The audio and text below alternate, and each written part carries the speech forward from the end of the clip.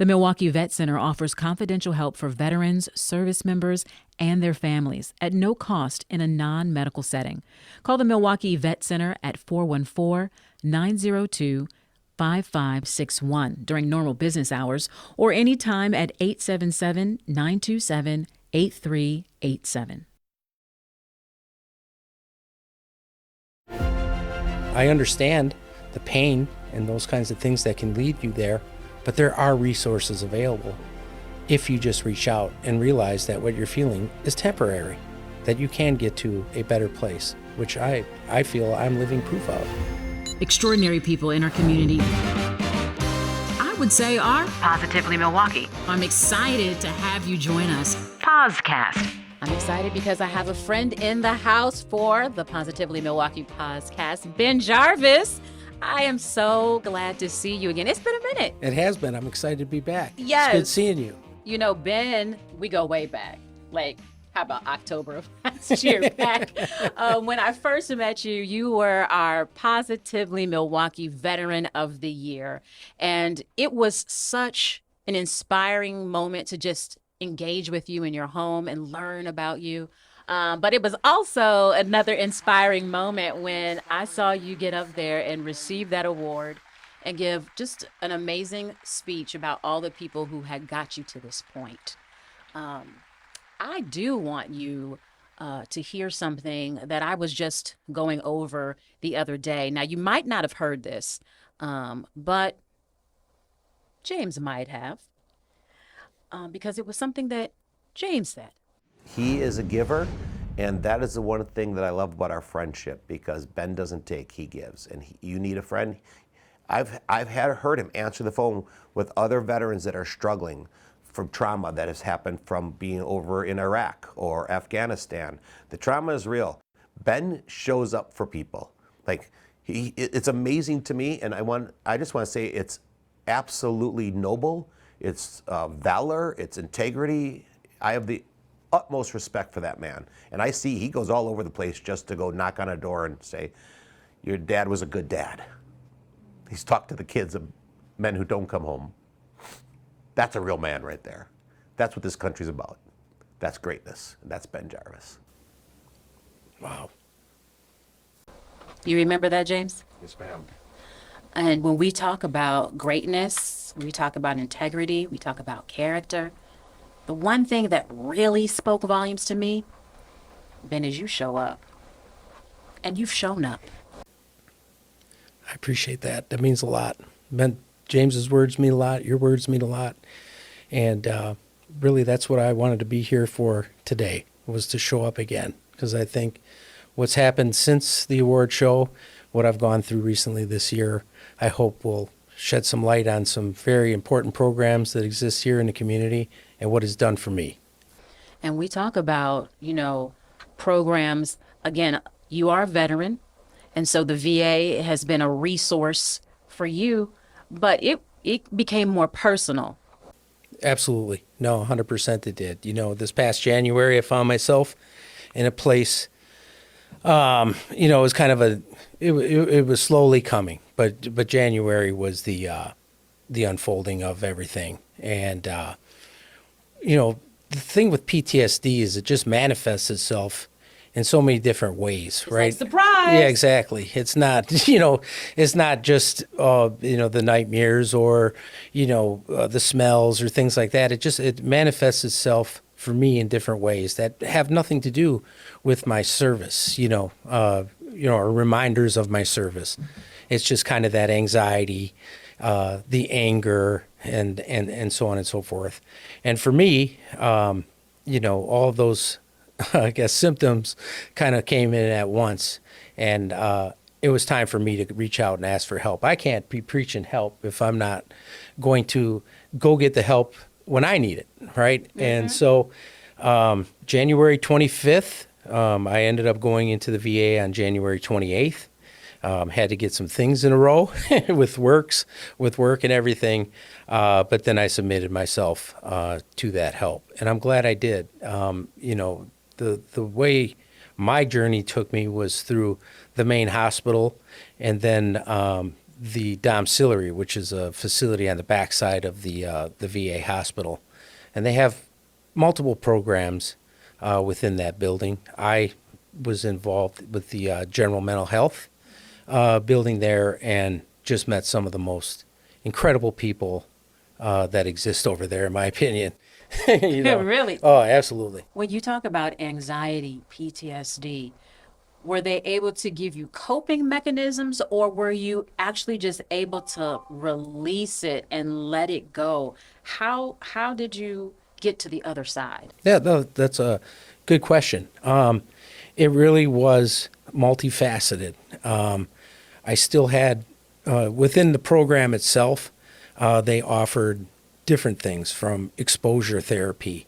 You know, maybe there's certain things like crowds or, sounds, things like that that can exasperate certain symptoms. So you could utilize exposure therapy alone right there in the hospital, right? So if crowds were a big thing, just going into the hospital sometimes can be a big deal for people. All that noise and those kinds of things within the cafeteria, being around those large amounts of people, so there were ways to, do that type of therapy at the same time learning the methods that go along with it. Then there was cognitive behavioral therapy that you go through, some dialectical behavioral therapy, and all these things are given by the different therapists that work within that general mental health program. You've worked with veterans. You've now gone through this process yourself. What do you think is the hardest for men and women to face to get that help? Like just to get to the door, for me, right? it was acknowledging that I actually needed it, right? Because there's still so much stigma that goes along with mental health. And it's like I'm out here masking what I'm going through by all the outreach and kind of being that rah, rah, rah guy when inside I was really struggling. Even in the moments when you were rah, rah, rahing, you were feeling moments of 100%. 100%. And I was definitely masking it. And, chameleon, kind of being a chameleon, but it was kind of a way to keep myself in denial that I was having issues, And so, like I said, some of the other symptoms I was facing was substance. I would cope negatively with it when I was feeling sad, and it would get away from me when I was feeling happy. It was, it was like almost like, oh, you're having too much success, you're feeling too good, let me knock you back down, because of the internal dialogue that I was having inside. The internal dialogue is real. Yes, it is. Yes, it is. And to be able to shut it down and still be able to be present has to be difficult too. Very, especially when you hear things like what James is saying and others are saying, and you not believing those things within yourself. It's very difficult, to hear in those when you're in that space. Why is it like that for us, right? Because again, what you have poured into so many people is real, genuine, and authentic. So even while you were, as you said, I was masking the hurt, I was masking the PTSD, I was masking it all. But what you were giving, Ben, was so authentic and so genuine. That's why you have a brother who can say without any flinch, this man shows up. This is a man of integrity. This is a man of character, because that's who you are. 100%. So whoever was in the back telling you otherwise, I'm reinforcing it too. That is who you are. Absolutely. But I understand that, yes, those voices can be loud. Absolutely. It took me 7 months to get to this point to truly believe that, right? And through the help. So, and the other thing too, while you're in this program, you've got a social worker that's working with you. So you're doing some individual therapy as well right there within the DOM. For me, it was Nicole Martin. Shout out to her. She was fantastic, as well as the others that were part of that staff. And then, of course, Cassidy, who I see once a week out at the VA. She's been phenomenal. It was multiple resources that truly got me now to where I can see myself and look at myself in a mirror, place my hand over my heart and tell myself I love, I love myself. That was very difficult for me because Nicole knows, we're doing some of those exercises there, if you don't believe that stuff, it takes you, to different places. So no, it's been a a monumental achievement. And I've been through some of the programs there in the past. And, so for those that may be out there that have maybe done this once or twice and feel like coming back is that there's some shame to it, sometimes it takes multiple trips, to get it right. But there's always something that you're picking up. And, I felt some of that stigma myself until I ran into some folks, and, we were kind of reassuring each other at that point. Because, there were some other underlying issues that were discovered that are being treated, and at the same time, it's beautiful. It's been a beautiful transition these last 7 months. I'll tell you that. Transition is always beautiful on the other side, Ben. Definitely more authentic and more authentic than I've ever been, and vulnerable, which I think we all kind of fear that vulnerability. But vulnerability really is strength. Yes. Because you can do what others can't, and that's stand in your truth. 100%.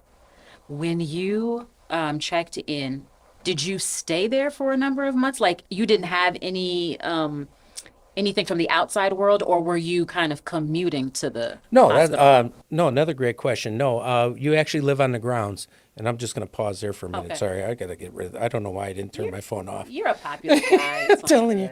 All of a sudden, I get 0 phone calls and texts all day, and then they must all know I'm here. Right. No, they're sending, it's like they're just sending you positive vibes, Ben, positive vibes. Exactly. So, no, that's a great question. No, I lived at the facility. I was there just a little over 60 days. You do have, 4 1-hour passes during the week, and then a few on the weekends. Based on your treatment plan, you could get a longer pass to spend time with your family. So my wife, shout out to Michelle as well. She showed unwavering support while I was there. She was there multiple times a week. She'd bring food down. We'd be able to chat. It was very... It was really, we really connected while we were there. And so, I just can't say enough good things about that place. They house you, they feed you.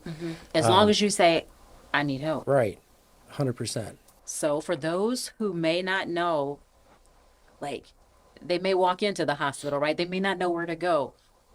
Can you give them any direction on who do you ask for? What do you say? So that they don't turn away and say, you know what, I don't know what Ben was talking about. I'm not going to do this. Because it sounds like you knew exactly where to go. And I'm thinking because you had been in this environment for so long from a leadership standpoint. Well, there's multiple places you can go. If it's, during business hours, they do have a mental health department that's located just, it's down that first hallway near the pharmacy. So for those vets that have been to the VA, you know exactly what hallway I'm speaking about. I'm a landmark person too. And just to the right of where they do blood work is the emergency room mental health. Now, if it's after hours, the emergency department will see you. They'll be able to evaluate you. And for me, my first step was going up to 3C. And 3C located on the third floor, of course. And it is, you're locked down in that unit, which can be intimidating to folks. But I can assure you those folks up there have your best interests in mind too. And then from there, I met the staff from the DOM. I talked with a few doctors. They needed to get a real true picture evaluation of what was going on so that they could get me the resources that were needed. And, if you're financially struggling, if, those kinds of issues exist, they have social workers that can tie you in to a million resources down there. There are so many different resources that exist for veterans that I don't think a lot of us know exist. So basically you're saying you really don't have an excuse. Correct. Because the resource is there if you tap in, just don't tap out. Correct. They're abundant. And I know, we have, I have peers that will say that, oh, the VA is this or the VA is that. And you know what? You gotta experience for itself and then make your own opinion. And I can assure you, I think you're going to leave with the opinion that I have, because I'm telling you, that staff cares in that facility, 100%. And for you to not only say, I need help, because I think some people think, oh yeah, sometimes I'm depressed. Sometimes I get a little anxious. I get a little jumpy. But the far extreme side of that is saying, I'm good, I'm done. For you, did it scare you that you had thought about taking your life? Yes, yes. And the things that kept me upright and breathing were the fact that, one, being the inspiring veteran of the year, right? How's that going to look? If I'm advocating against veteran suicide, and here they find me on my floor in my living room, and my daughter, my family. I mean, there were multiple things that said, Guy, tap into these resources. This is not the answer. You know, temporary, a permanent solution to a temporary problem is never the answer. And we definitely can't heal in a bottle. We can't heal in isolation. And you definitely can't heal, taking your life, right? Because now you're just passing that pain and burden onto your loved ones, and so it may be solved for you, but the rest unfortunately, have to carry that burden. What did I miss? What did I not see? It's unfair. I understand the pain and those kinds of things that can lead you there, but there are resources available if you just reach out and realize that what you're feeling is temporary, that you can get to a better place, which I feel I'm living proof of. I was very adamantly against medication, but I had to take a knee and open myself up to that. And you know what? It hasn't changed my quality of life. I did advocate, that whatever it was that they were thinking of, whatever they were thinking I needed to know that it was going to take effect, because a lot of this stuff takes a while to build up in your system. And I didn't want to wait another 8 weeks okay, well, this didn't work, so now we're going to wait 8 weeks. So you do have to self-advocate. You have to, be in touch and knowledgeable and ask questions of your medical staff and those things as it comes to these, psychotropics and things, so that you're getting what is going to work. I think what I feel so deeply is, for men, the pressure and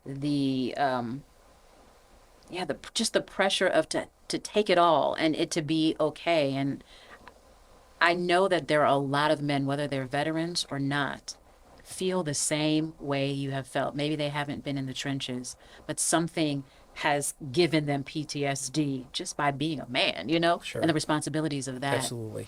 But you said something that I thought was really interesting. You said, even if you feel like you're thinking of taking your life, it's such a temporary solution for a permanent result to so many people.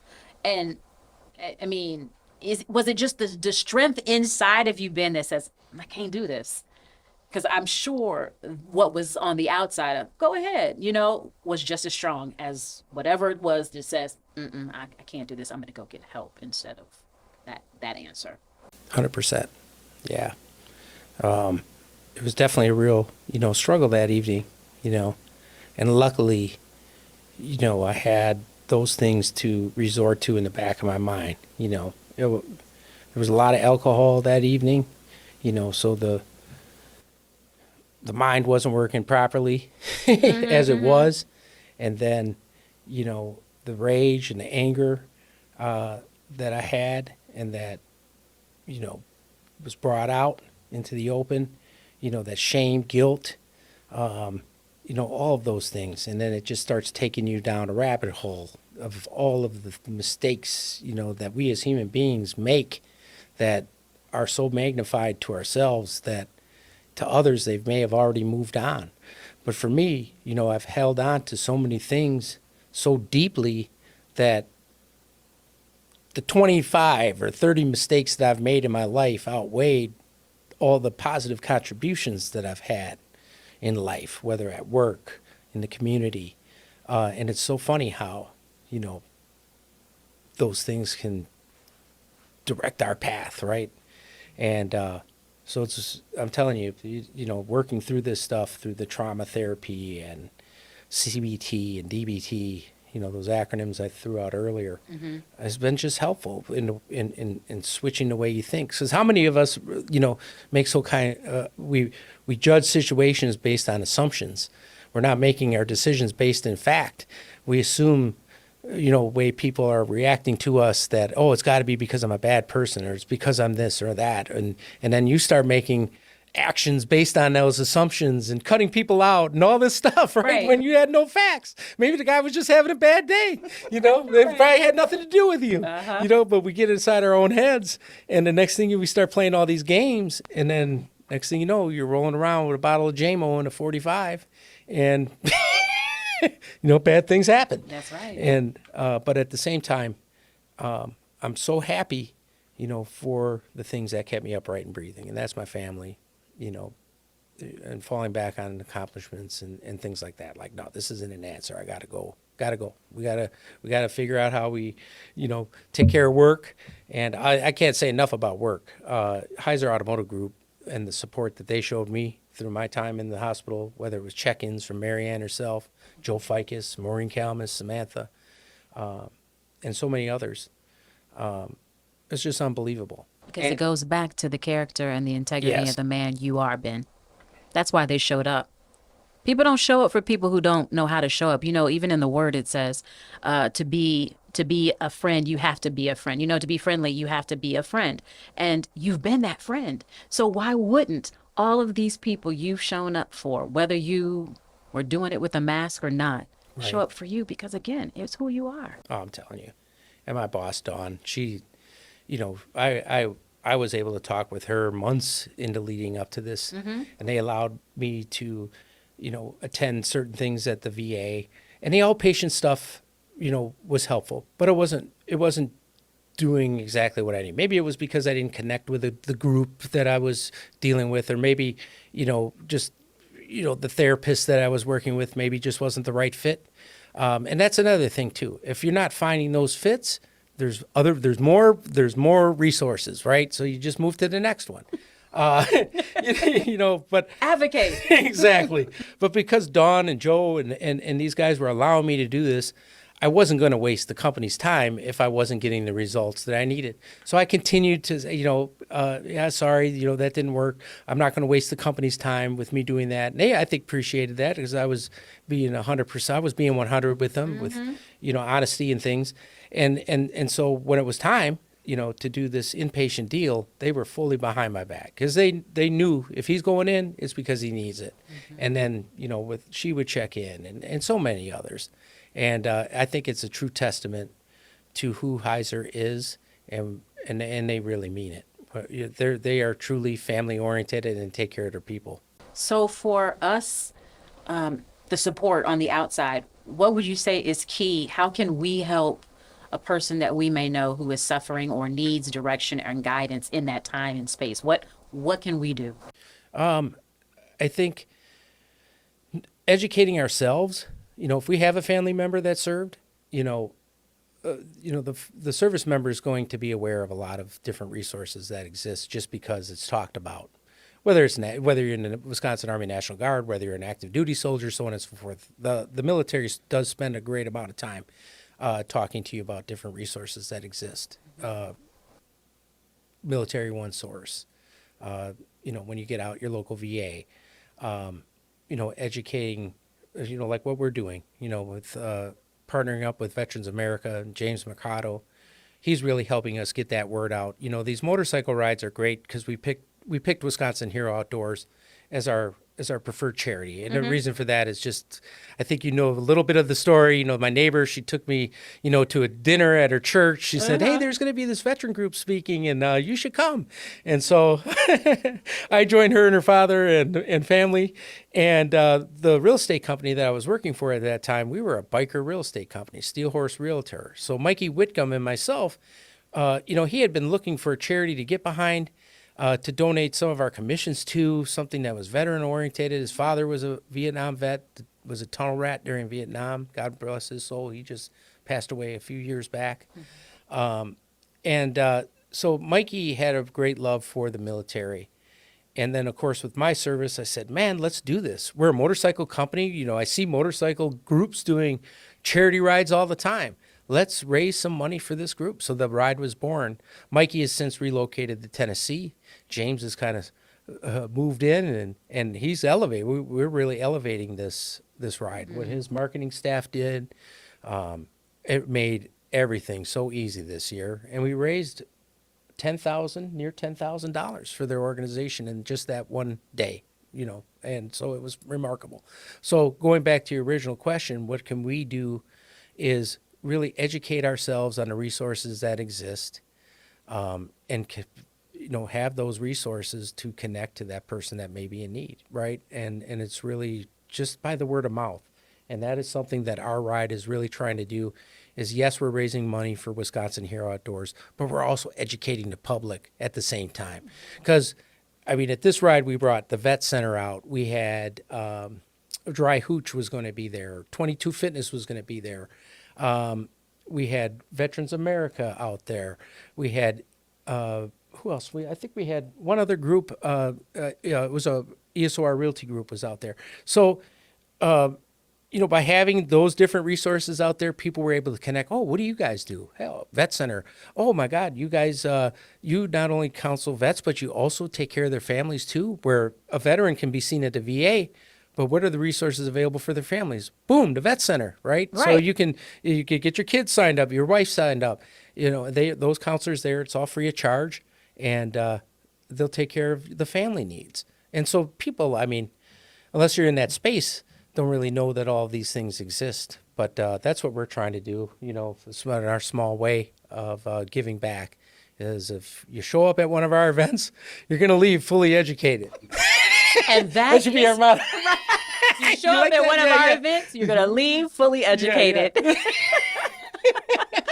Ben, it has been such a pleasure checking up and checking in with you. You are, again, one of the reasons why you are Positively Milwaukee Veteran of the Year. I'm trying to say that to that small person in the back who doesn't want to hear it, but you really do embody service, not just in the battlefield, but right here on the streets, helping veterans get through. And the fact that you're so vulnerable and accessible to do it, I say thank you. No, thank you. I appreciate it.